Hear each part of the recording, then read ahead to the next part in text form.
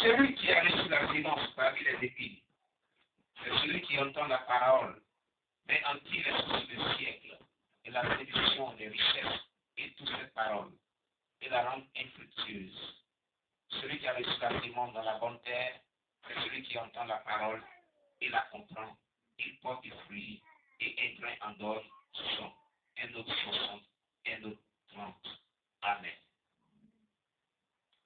Bien-aimé, Jésus-Christ, souvent, pour se faire comprendre par les auditeurs qui étaient à l'époque à son écoute, utilisait des paraboles pour donner son message qu'il était venu donner à l'humanité. Amen. Amen. C'est pour cela que ce matin, Christ a permis que nous partageons un texte biblique qui parle de la parabole du Sévère. Amen. Et il y a beaucoup d'enseignements à tirer de ce texte biblique. Et ceci, vraiment, va nous faire du bien. Gloire à Jésus-Christ. Il y a 4 catégories de personnes dont parle la parabole du semeur. Amen. Amen. Gloire à Jésus. Mais avant de parler de ces 4 catégories de personnes, il y a 2 types de personnalités sur la terre dont je parle premièrement. Et nous voyons cela dans le livre de Matthieu chapitre 13 toujours, à partir du verset, je crois, du verset 12 jusqu'au verset, non, pas du verset 10 jusqu'au verset 15, et jusqu'au verset 16. Et les disciples s'approchèrent et lui dirent, pourquoi ne parles-tu en parabole? Jésus leur répondit, parce que vous avez été donné de connaître les mystères du royaume des cieux, et que cela ne leur a pas été donné. Il y a un groupe de personnes qu'on appelle les disciples de Jésus-Christ. Dimanche passé, on a parlé de comment faire partie de la famille de Christ, c'est-à-dire disciples de Jésus-Christ. Alléluia. Aujourd'hui, on comprend, depuis le dimanche passé, puisqu'on avait dit comme cela que c'était obligatoire d'être disciple, parce que si ce n'est pas disciple du Seigneur, tu ne peux pas être sauvé. Parce qu'un disciple du Seigneur, c'est celui qui fait la volonté de son Père. Alléluia. C'est ce que avait dit. Or, on avait pris Matthieu chapitre 7, verset 21 qui nous disait que ce ne sont pas tous ceux qui feront Seigneur, Seigneur qui seront sauvés. Mais celui-là seul qui fait la volonté de mon Père qui est dans les cieux, c'est celui-là qui sera sauvé. Donc cela veut dire quoi? Tous nous sommes appelés à être sauvés. Tous nous voulons être sauvés pour hériter le royaume des cieux. C'est obligatoire d'être un disciple du Seigneur. Alléluia.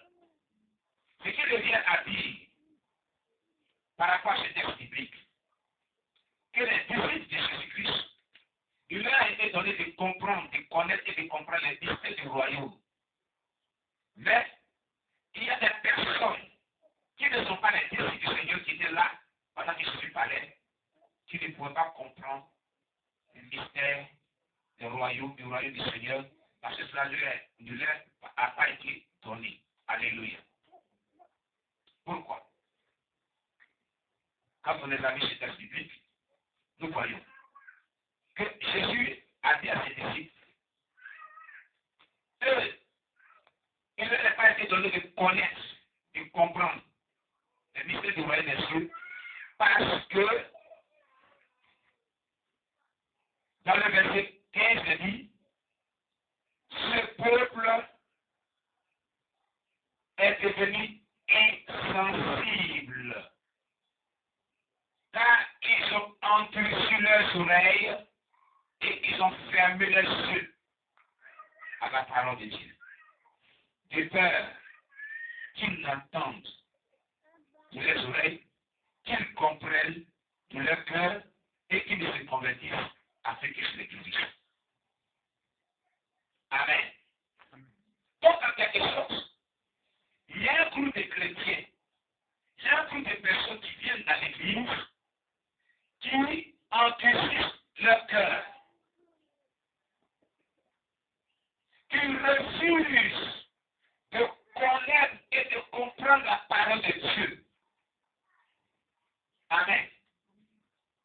le savoir, exemple, Jésus-Christ de guérir la vie.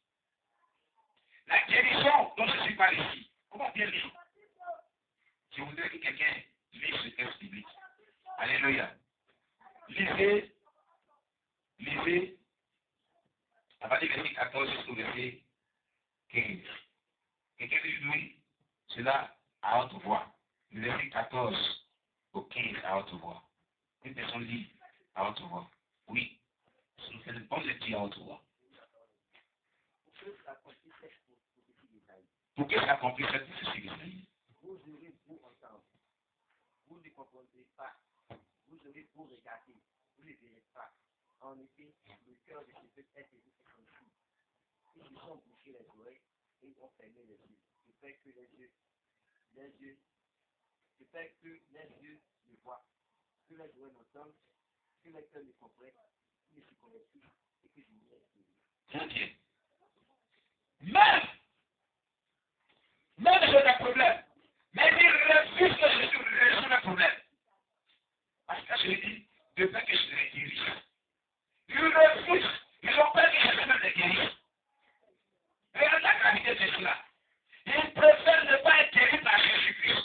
Ils préfèrent garder la maladie. Ils préfèrent garder le problème en refusant de connaître et de comprendre la parole de Dieu, de l'appliquer à la vie. Cela veut dire qu'ils refusent que Jésus intervienne dans la vie.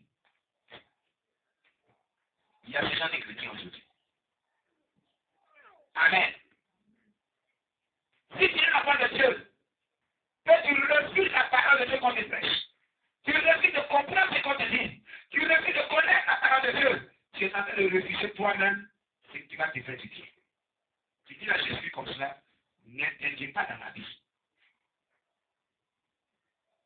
Ce que Jésus m'a demandé. Cela veut dire, il y a des personnes qui ont résolu sur la terre de ne pas écouter la parole de Dieu, de ne pas la comprendre, de ne pas la connaître et de ne pas l'appliquer à la vie. Donc ils n'ont même pas besoin de Jésus dans la vie. Amen. Amen. Gloire à Jésus-Christ. Ça veut dire aujourd'hui que nous allons annoncer la parole de Dieu aux gens. Nous allons avoir des témoignages.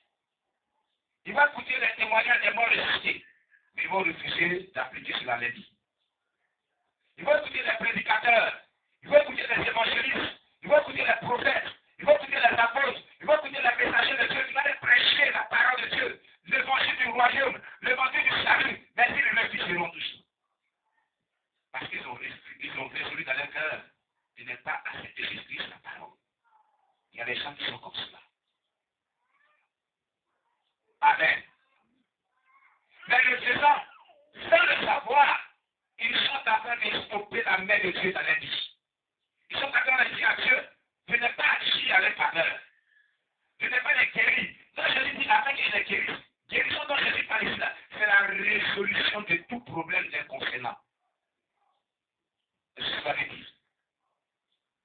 Et toute la situation qu'ils vivent là, qui n'est pas agréable là, ils veulent que cela reste comme cela. Ils ne veulent pas que Jésus résout le problème. Il s'est suffit comme ça. Alléluia.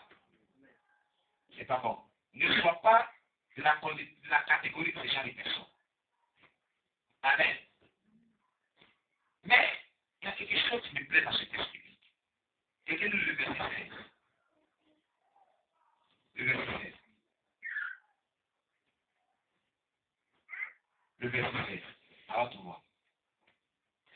Mais heureux sont vos yeux parce qu'ils voient et vos oreilles parce qu'elles entendent. Amen. Mais heureux sont vos yeux parce qu'ils voient, vos oreilles parce qu'ils entendent. Je vais s'adresser à qui ici? À ces disciples qui lui ont posé la question. Donc, en tant que disciple du Seigneur, si un disciple du Seigneur doit, en temps normal, doit comprendre la parole de Dieu, doit entendre la parole de Dieu, ne doit pas se priver de pouvoir voir le foi que Jésus parle ici. C'est pas parce que j'étais aveugle. Il veut parler des choses spirituelles. Alléluia. Il veut parler de la manifestation des dons spirituels.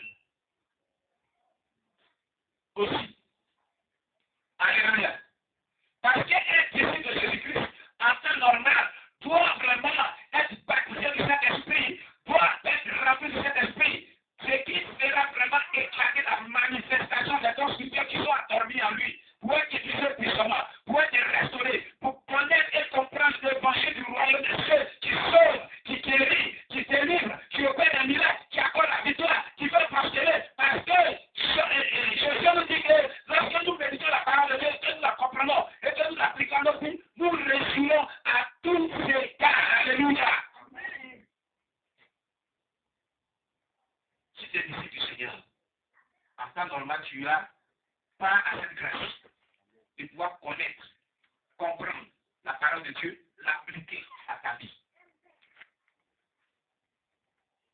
On a expliqué ici que tout le monde est appelé à être disciple du Seigneur Jésus-Christ. Le dimanche passé. Nous faisons partie de la famille de Christ. Amen. Mais pourquoi est-ce que tu ne comprends pas la parole de Dieu? Pourquoi est-ce que tu ne le vois pas spirituellement? Pourquoi est-ce que tu es aveugle? Pourquoi est-ce que tu n'es pas heureux? La Bible dit heureux. La Bible dit heureux. Il dit heureux. Mais heureux sont vos yeux. Le mot heureux veut dire quoi? Joie. N'est-ce pas? Dans la vie chrétienne, quand est-ce qu'une personne est heureuse? C'est lorsque cette personne-là reçoit de la part de Dieu une bénédiction ou une grâce de Dieu. Ou lorsque la personne fait agir favorablement dans sa vie. Amen. C'est à ce moment que cette personne elle est heureuse.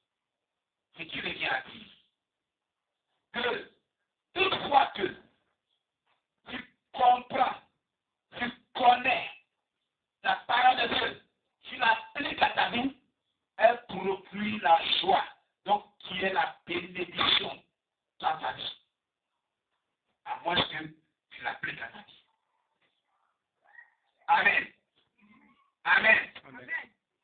Le secret de la bénédiction, le secret du pouvoir, le secret de la puissance, le secret de la protection divine, le secret de la réussite, le secret du succès, le secret du salut, se résume à une soumise totalement à la parole de Dieu. C'est tout.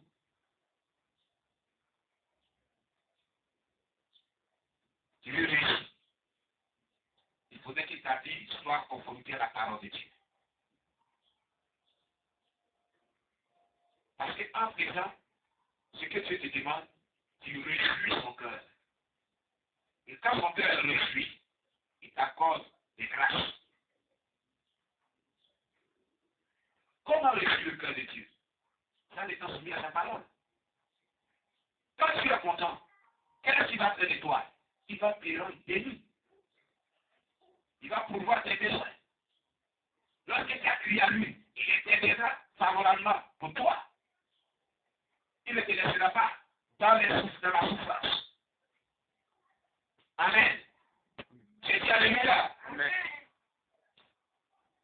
Maintenant, parlons maintenant des 4 catégories de personnes qui entendent la parole de Dieu. Je vous explique la parabole. À partir du verset 18. Et dit, vous donc écoutez ce que signifie la parabole suivante. Lorsqu'un homme écoute la parole du royaume, il ne la comprend pas, le malin vient et enlève ce qui a été sémé dans son cœur.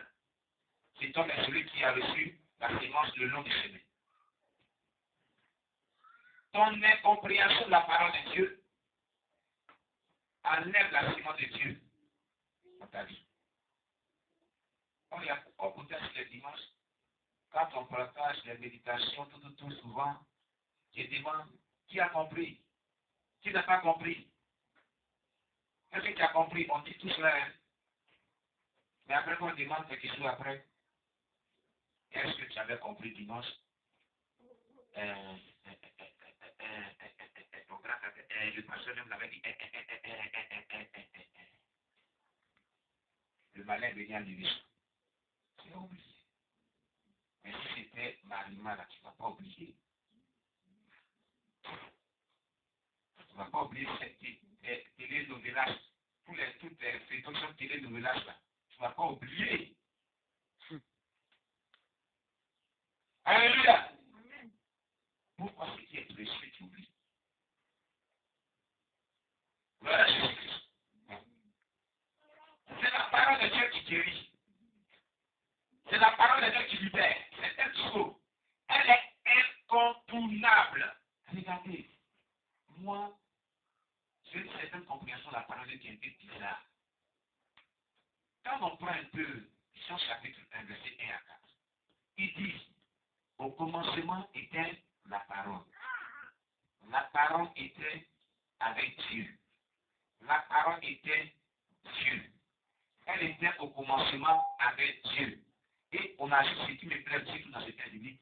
Et toutes choses ont été faites par elle. Et rien de ce qui n'a été fait sur la terre n'a été fait sans elle. Ça veut dire que la parole est incontournable.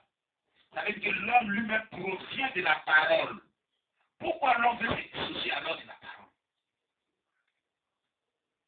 Il est ton origine. Vous ne comprenez pas d'abord. Quand Dieu créa le monde, dit que la terre soit, et la terre fut. Et la Bible déclare que dans le livre de Genèse, il souffla un vent sur la terre, et puis la poussière de la terre formait l'homme. Et il souffla un souffle de vie dans ses narines, et l'homme devient un être vivant. Donc il a été créé par la parole. C'est par la parole qu'il a créé la terre. Il dit que la terre soit et la terre fut. Maintenant, toi, tu veux te dissocier de la parole. Or, il est déclaré que toutes choses ont été faites par elle. Et rien de ce qui a été fait sur la terre n'a été fait sans la parole, selon le livre des Jean qu'on vient de lire. Alléluia. Toutes choses sur la terre ont été faites par la parole. C'est par la parole que tu obtiens tout ce que tu veux de Dieu, parce que c'est par la parole qui t'adresse tes prières à Dieu. N'est-ce pas? N'est-ce pas? C'est par la parole que tu arrives à rentrer en communion ou communication avec ton entourage pour entreprendre tes activités. Tu causes avec les gens, tu présentes tes produits aux gens, tu présentes ton commerce aux gens, tu dialogues avec les gens.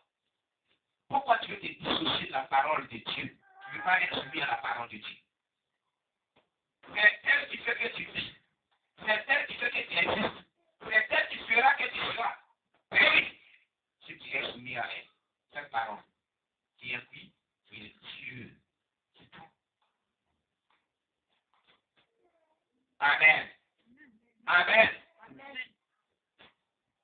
Et puis celui qui a reçu la sémence dans les endroits pierreux, c'est celui qui entend la parole et la reçoit aussitôt avec joie. Et les gens qui écoutent l'évangile, qu'on n'est pas de la part de Dieu, ça produit des choses, ils sont contents. Nous qui prêchons souvent lisser le visage des gens. Et les gens, pendant qu'on prêche la parole de Dieu, il y a des choix qui se lisent le visage. Ils font la parole de Dieu avec joie. Parce que ça les fait du bien. Mais il n'a pas de racine en lui-même. Il manque de persistance. Et dès qu'il subit une tribulation ou une persécution à cause de la parole qu'il a reçue, il trouve une occasion de fuir. Ça veut dire quoi? Je prends le cas des musulmans qui ont prêché l'évangile pour les envoyer dans le christianisme. Quand on les annonce la parole de Dieu, ils comprennent certains bien, certains comprennent bien, ils savent que c'est la vérité. Ils doivent accepter Jésus-Christ. Mais, il dit, je suis foutu. S'il y a ces Jésus qui vont me réunir, la famille va me vomir. Souvent, d'autres m'ont cherché à les tuer. Après ça, il dit, vraiment, moi, ça là, je bien prêt, mais vraiment, ce que j'ai vu là, c'est bon. Quand tu as fait de Jésus là, c'est bon. Il peut avoir des problèmes avec ça. Alléluia. Quant aux jeunes filles qui étaient dans le monde païen, que son gars, Mathurin lui donnait chaque fin du mois 10 000 francs, 15 000 francs. Ou bien, Rigobert lui donnait au moins 50 000 francs. Et puis encore, Richard lui donne au moins 20 000 francs. Et puis encore, il y a au moins 10 personnes qui lui donnent au moins 20 000 francs, 10 000 francs. Donc, dans le mois, il travaille, il y a un emploi. Dans les affaires ministères, en plein temps. Même c'est démoniaque. Pour l'œuvre du diable. C'est-à-dire, elle passe chez Rigobert, Richard, Kwame, Léon, elle fait des raquetés, elle fait des passer là-bas, tout, et puis elle vient à son week-end total. Rigobert m'a donné 2 jours, 2 000 francs, l'autre m'a donné 10 000 francs, l'autre c'est 15 000 francs, et puis elle s'assoit dans sa chambre. Dans la chambre des petites filles païennes, là, quand il rentre dans la chambre, puis elle s'enferme là, souvent là, c'est calculé dans un calcul mathématique, tcha. 120 000 francs, dit voilà le salaire. Elle reçoit. Oh, je peux payer ma maison. Je peux payer mon salaire de vie. Hein? Et puis toi, tu sors quelque part, Elle va dire, eh, Jésus ne peut me donner à manger, tu dis oui. Et puis, par besoin, tu dis oui. Il dit, tout est pour s'agir du courage. D'accord, j'ai compris. Je le dis. Donc, il faut qu'on abandonne les gars à lui. D'accord? Elle abandonne premièrement. Qu'elle abandonne, les temps difficiles vont venir maintenant. Un galère, petit galère vient maintenant. Il vient dire, il va te voir Richard. Il allait te donner au moins les 20 000 francs. Bon, tu as fait. Et Richard, la manière dans les maquis, des gros maquis là, les choses pour vous manger des bons glaciers, tout ça là. Il rappelle ça, non? Vous laissez chercher là son nom. Tu es resté là-haut. Et puis, elle dit, c'est vrai.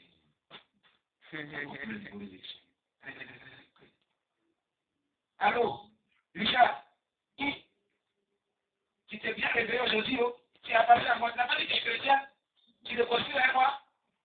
Vous laissez tout ça à la fin des chrétiens. Est-ce qu'on peut se voir même? Richard, est-ce qu'on peut vous? J'ai fait, on peut se voir un peu. Alléluia! Alléluia! Elles n'ont pas de persistance dans la foi. Amen.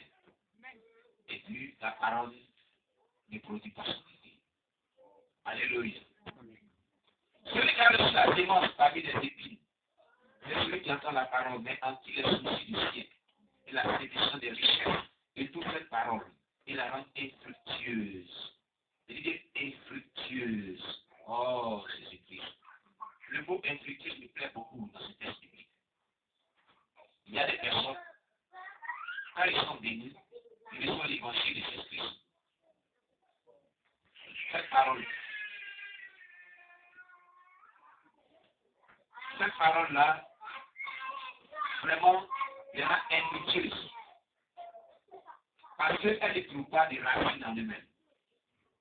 Voilà Jésus. Qu'est-ce qui se passe? Les soucis de ce siècle, la richesse. Avant de chercher la richesse, chercher la richesse, chercher la richesse, chercher la richesse.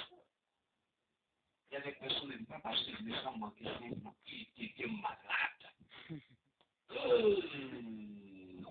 Il n'était pas là-dedans, quelqu'un qui appelle à lui. Ça, c'est vraiment. Quand tu le salues, même dis bonjour. C'est bon de son disponibilité. Alléluia. Alors, mon frère, bonjour. J'ai dit bonjour là, c'est un crédit. Vous pouvez dépenser. Hein? Il faut laisser ça.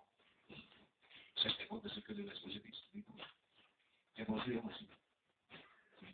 Alléluia. Et les soucis de ce siècle l'amènent à vraiment désobéir à la parole de Dieu. La séduction des richesses. Il fait que les soucis. Et ces soucis, il est séduit par la richesse. Jésus dit, contente-toi de ce que tu as. Bien aimé, contente-toi de ce que tu as. Gardez la page. Et j'ai mis une page, pardonnez. Je crois que c'est Hébreu.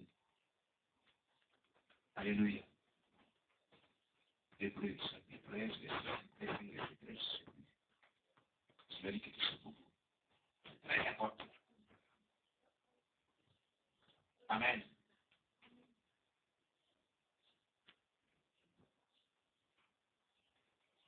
Oh, Jésus, tu es merveilleux. Voilà. Hébreu, chapitre 13, verset 19. Ne vous livrez pas à l'amour de l'argent. Contentez-vous de ce que vous avez. Car Dieu lui-même a dit, je ne te délaisserai point et je ne t'abandonnerai point. Hein? Voilà Jésus-Christ. Alléluia. Est-ce que vous comprenez cela? Ne te livre pas à l'amour de l'argent. Contente-toi de ce que tu as. Car Dieu lui-même a dit, il ne t'abandonnera pas, il ne te délaissera pas. À bon entendeur. À bon entendeur. Allez-y en autre sens. Parce que la Bible ne dit pas encore que l'amour de l'argent est le nerf de tous les maux. Ça veut dire quoi? Ça veut dire l'amour de l'argent là. Ça crée.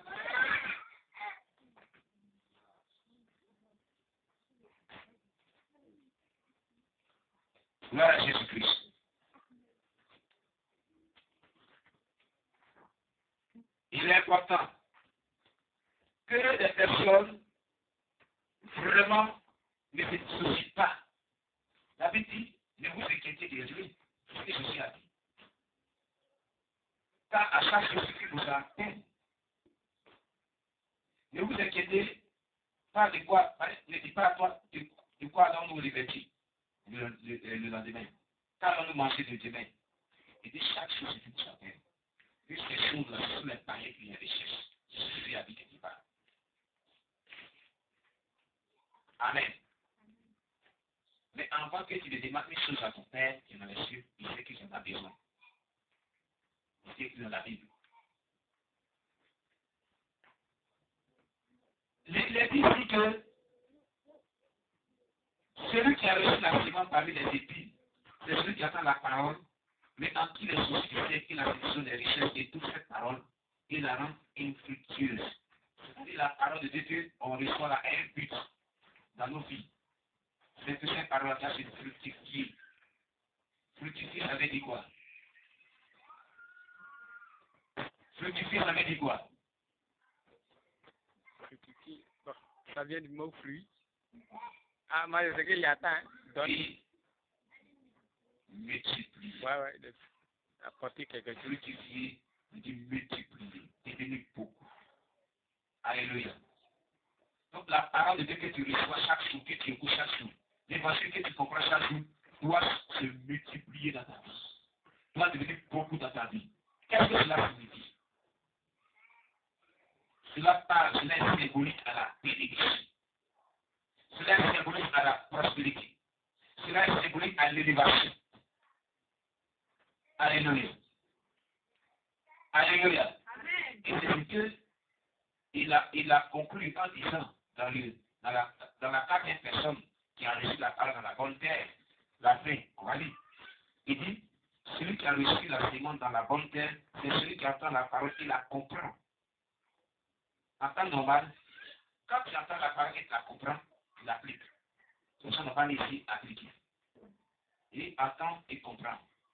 Il dit, il porte du fruit. Un grain donne 100. C'est pas fructifié. C'est pas fructifié qu'il y a là. Un autre 60. Un autre 30. Quand tu comprends la parole et que tu l'appliques à ta vie, tu deviens une source de bénédiction. Tu deviens prospère. Tu te multiplies. Tu deviens grand. Tu deviens vraiment nombreux. Comme ça, tu as dit d'Abraham que tes descendants seront comme les grains de sable sur la terre. Contre les étoiles. Si tu peux vraiment les énumérer, tes descendants seront comme ça. Parce qu'Abraham marcha avec Dieu. Abraham avait compris le secret. Il comprenait la parole de Dieu. Il l'appliquait à sa vie. Il était soumis à Dieu. Si nous voulons voir cette église grandir, si nous voulons voir être prospère, si nous voulons voir être bénis, le peu que Dieu te donne, les chétons que tu reçois, les miettes que tu reçois, moi j'appelle ça les miettes. Vous comprenez bien? Les peu de grâce que tu reçois là, Dieu veut faire ça fructifier. Alléluia. Ça s'applique dans tous les domaines de notre vie. Si tu reçois vraiment ta richesse de cet esprit, il faut augmenter le Saint-Esprit, sa puissance en toi, pour que tu sois rempli de Saint-Esprit, tu sois bâti de Saint-Esprit. Peut-être que ton salaire est 15 000, 30 000, 100 000, 200 000, mais il veut fructifier cela aussi, si tu entends ta parole et tu la comprends. Aujourd'hui, nous avons peut-être 25 personnes, 30 personnes, peu de Dieu. Derrière chaque personne, souvent au moins 100 personnes, ou même 200 personnes, parce que tu dois te fructifier. Alléluia. Si l'Église avait compris cela, on serait rempli depuis longtemps. Parce que chaque personne doit se multiplier. Chaque personne doit être fructifiée. Derrière lui, chaque personne doit envoyer beaucoup de personnes à la conversion. C'est de notre devoir d'annoncer la parole de Dieu qui allait partout le monde et faire des disciples des nations. Nous devons doit être des gagnants d'âme. Alléluia. C'est ce qu'il a appelé Pierre. Il dit Pierre, désormais l'écrivain qui doit être pécheur d'homme et non pas pécheur de poisson. Alléluia. Une église qui comprend. Tu entends la parole de Dieu, tu la reçois, tu la comprends, tu l'appliques à la vie, tu deviens une vie forte, une vie prospère, une vie bénie, une vie qui fructifie, une vie qui est puissante, une vie qui marche sur les ennemis, une vie qui marche sur la victoire, une vie qui est prospère. Alléluia. Voulez-vous être fort dans la vie chrétienne? Voulez-vous être puissant dans la vie chrétienne? Voulez-vous être vraiment des chrétiens prospères? La parole de Dieu est le secret de toutes choses. Quand tu la comprends et tu l'appliques à ta vie, tu ne manques de rien. Gloire à Jésus-Christ. Que le nom de Dieu soit béni.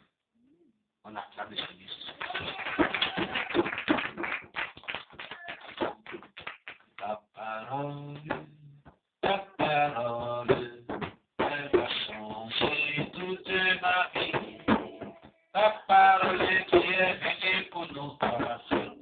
Et la parole qui dit de Dieu, ta parole.